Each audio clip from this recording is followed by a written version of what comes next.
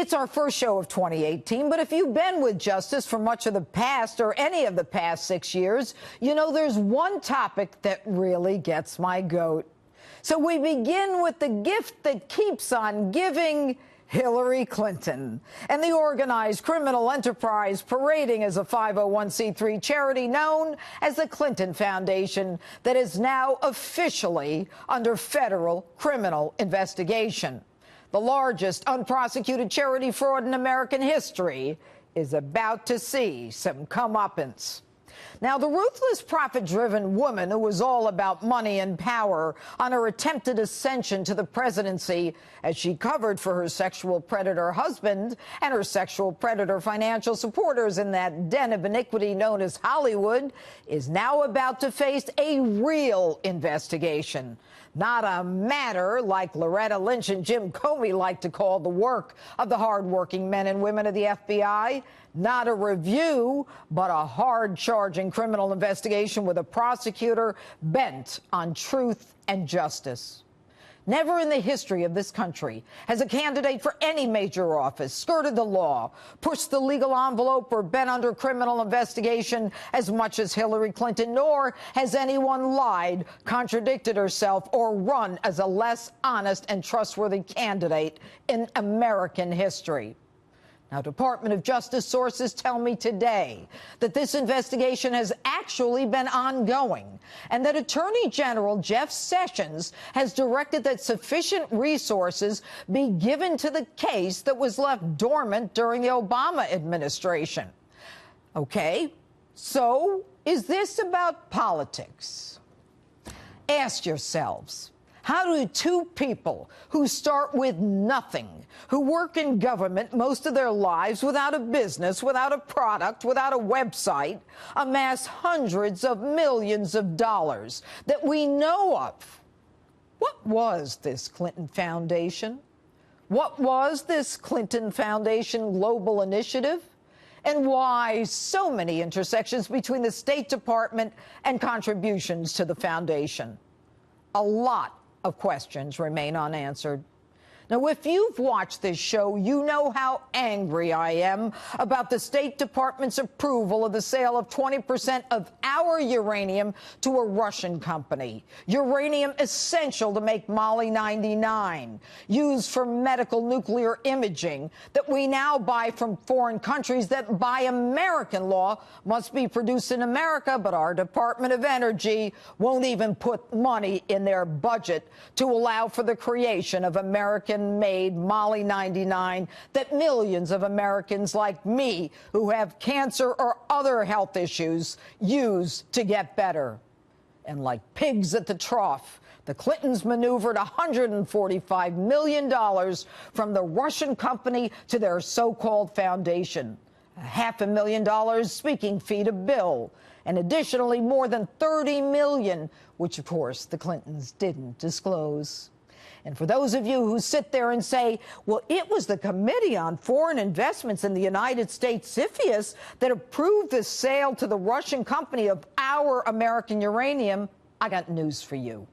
The State Department is the big dog in this decision, and 7 of the 9 CFIUS members are connected to the Clinton Foundation. Put those puppies under oath and watch them squirm. And why was a guy named Pinchuk, who builds steel pipes in the Ukraine, doing business with Iran and thus violating U.S. law, not sanctioned by Hillary's State Department? Here's another shock. The Clinton Foundation received millions from Pinchuk, with an additional pledge of 20 more million. And why? When 316,000 people die in Haiti, do Bill and Hillary rush there and within hours promote a phone system by a man who becomes the biggest player of mobile phones in Haiti? Because their friend, that man, Dennis O'Brien, then contributes millions to the Clinton Foundation. The Clintons' influence peddling was on a global scale, with Bill as the world's middleman, setting American foreign policy to coincide with the flow of hundreds of millions of dollars to the foundation, as well as cash, directly into Bill's pocket and ultimately to Hillary. I'm not going to go through it all, But according to Charles Ortel, an expert in analyzing forensic records like these, there's been no real audit of this alleged charitable foundation, which spends more money on salaries, expenses, airfare of mostly Clinton comrades and former Clinton campaign workers. There was also no explanation of payments to members of the Clinton Foundation for the services and reimbursement of expenses by donors to the foundation. If you're wondering what that means, think money laundering. Still skeptical? I ask, how many of you have ever seen a hospital wing or a medical center with the name the Clinton Wing or the Hillary Clinton Center for Women's Medical Health? None, because there are none. Their big kahuna is that they're working on a drug to cure AIDS, which they pursued as part of their presidential library.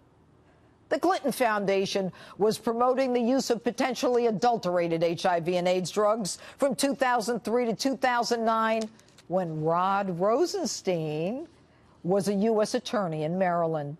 He won a $500 million penalty against the Indian manufacturer of the generic drug, but no finding against the Clintons.